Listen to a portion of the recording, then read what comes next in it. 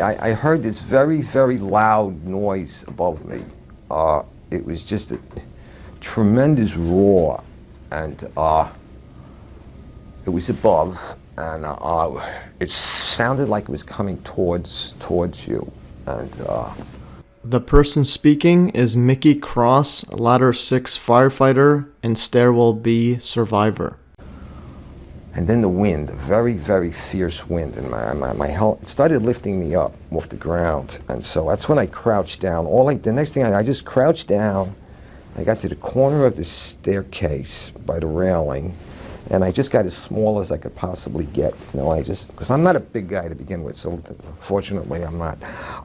So I got in and I literally, well, I guess the best way to describe it, I tried to crawl into my fire helmet. That's what I wanted to do, just to protect myself. And I wasn't sure what was going on. I thought the building might be coming down, and I figured, okay, this could be it, you know. I mean, and I was a little angry. I just, you know, it was like, damn it, like, why me? Why, you know, it's beautiful. I'm going to die in the World Trade Center on a beautiful summer morning. It's like a little denial and disbelief sets in, and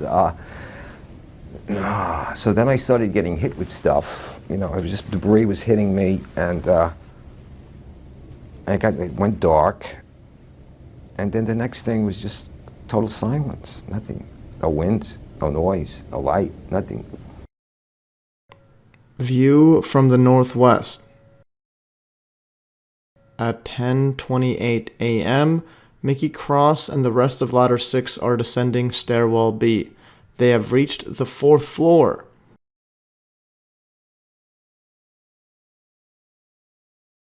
Soon after, 500,000 tons turns to dust above them.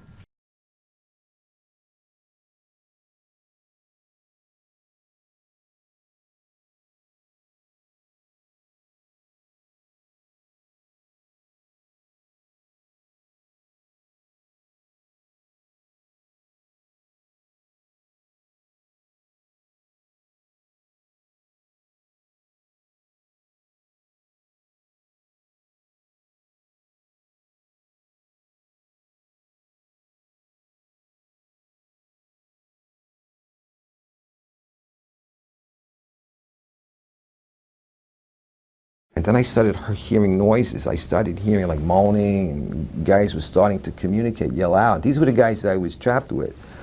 They're calling out, who's there, you guys all right, blah, blah, blah, and this kind of thing. And I realized I was other people. I wasn't alone, you know.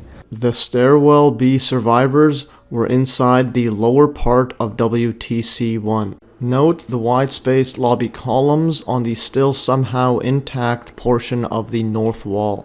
Because when you're alone in a situation like that, it's like existential isolation. It's like, and then when you find out you're with other people, it makes you feel a lot better. Even though you know you're in a very bad situation, at least there's other people.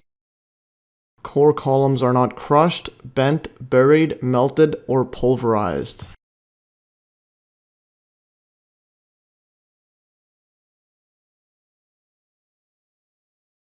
This is the top of the rubble pile. No rubble collapsed on top of Stairwell B. Again, to reiterate, no rubble collapsed on top of Stairwell B.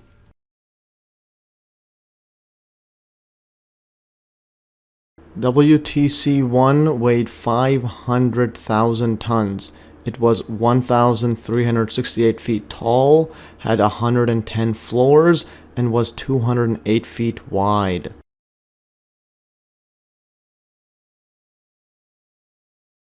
Note the northwest corner of the lobby and the connector beams in the middle of the lobby columns.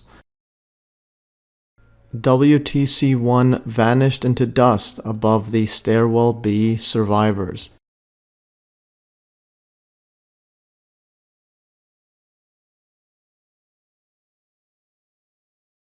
The lobby was higher than most of the debris. But then the strangest thing happened. This beam of sunlight came right in on us, like about 8 inches long, but it was clearly sunlight. It was all dirty and full of debris, and it looked like pepper was floating around in it, sort of.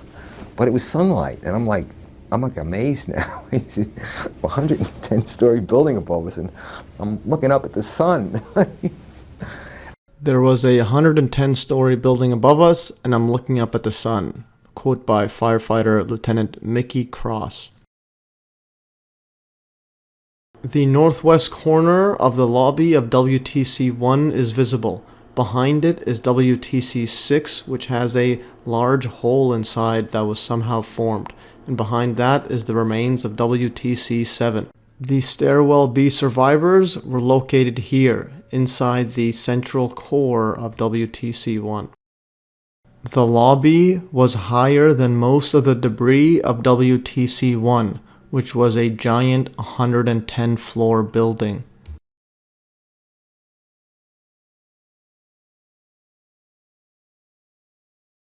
I got to a point where I was looking down the pile and I saw firefighters coming up.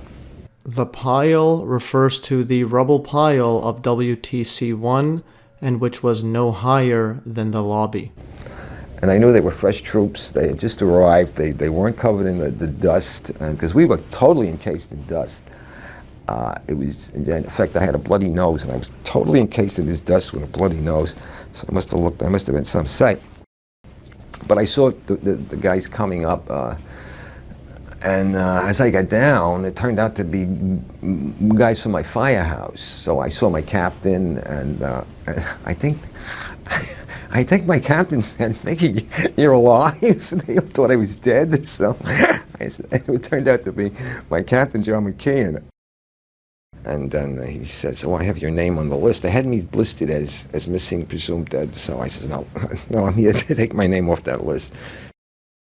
I went into the deli, and I asked the guy for a pack of cigarettes. He was starting for a cigarette.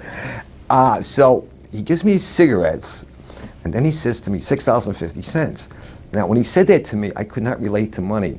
Like, it was like I didn't know what he was talking about. I'm thinking $6 just because in the trade center, I just wanted a cigarette.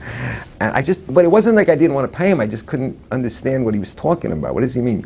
And then I remembered sometimes I kept money in my pocket, and I just so happened to have $7 on me. I had an old soggy dirty 5 and 2 ones, and I gave it to him. And I took the cigarette, and then he gave me 50 cents back, and he says, "No, keep the change, I don't want the change." I went inside and I had a cigarette, and I'm looking at this chaos and madness, and the whole world turned upside down, and I'm thinking, like, what do I do now?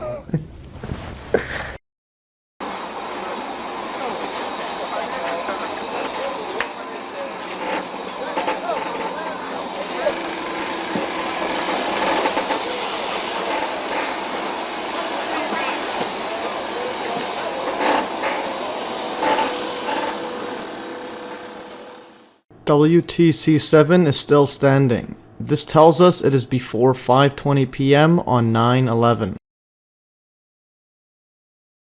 There is an ambulance on West Street. It is still on street level and it is relatively undamaged. Behind it there is WTC-6, which is 8 stories tall, and in the center is WTC-1. The Stairwell B survivors were located in the central core of WTC-1. WTC-6 is only 8 stories tall and towers above the debris of WTC-1.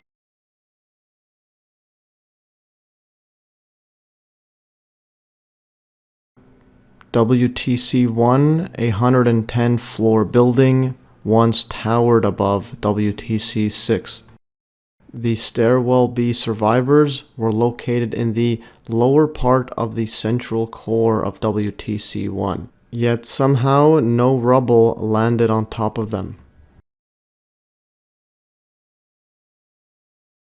WTC-1 weighed the same as 10 Titanics. The Titanic weighed 50,000 tons and was 882 feet long. WTC-1 weighed 500,000 tons and was 1,368 feet tall. The images of the 10 Titanics and the WTC-1 are to scale. No rubble landed here on top of the intact remains of the core of WTC-1, and the rubble pile was no higher than the lobby. Again, to reiterate, WTC-1 weighed 500,000 tons, was 1,368 feet tall, and had 110 floors, and was 208 feet wide. WTC-1 was the equivalent of 10 Titanics stacked up to a height of 1,368 feet. The images of the 10 stacked Titanics and the WTC-1 are to scale. Does it look like this huge mass collapsed down to the ground?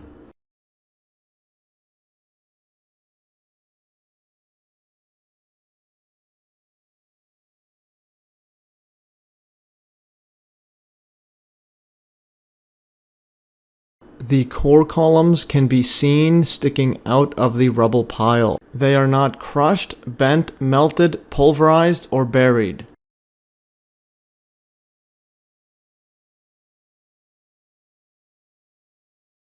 Did the equivalent of 10 Titanics collapse here?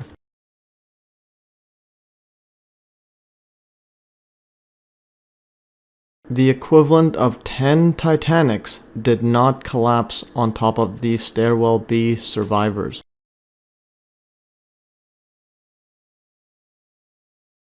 This is the height of the average person. Imagine one of these towers collapsing on top of you.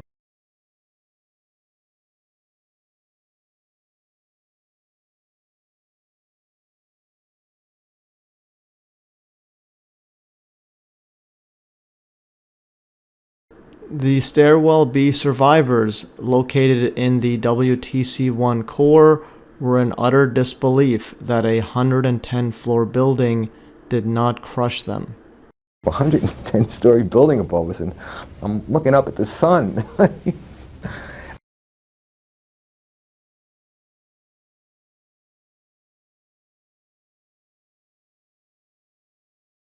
Stairwell B is located here.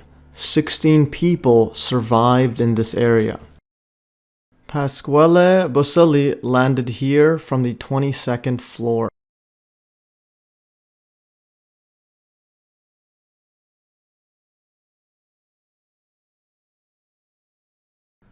This part of the building did not collapse on top of Pasquale Buzzelli. No molten metal or thermite rained down onto Pasquale Buzzelli from above, despite being totally exposed. And a split second later, I opened up my eyes, and I was just sitting there, totally numb, looking up at blue sky. Speaking is Pasquale Buzzelli, a structural engineer working inside the WTC at the time. He landed here, approximately the 7th floor, right next to Stairwell B. He fell from the 22nd floor, a fall of 15 floors, yet somehow he survived. Then it got dark from the smoke and everything, and I started to cough. I started to feel pain in my leg, and I said, I couldn't even believe at that point that I was alive, and I survived that, and there was nothing above me. There was nothing above me. Quote by Pasquale Buzzelli.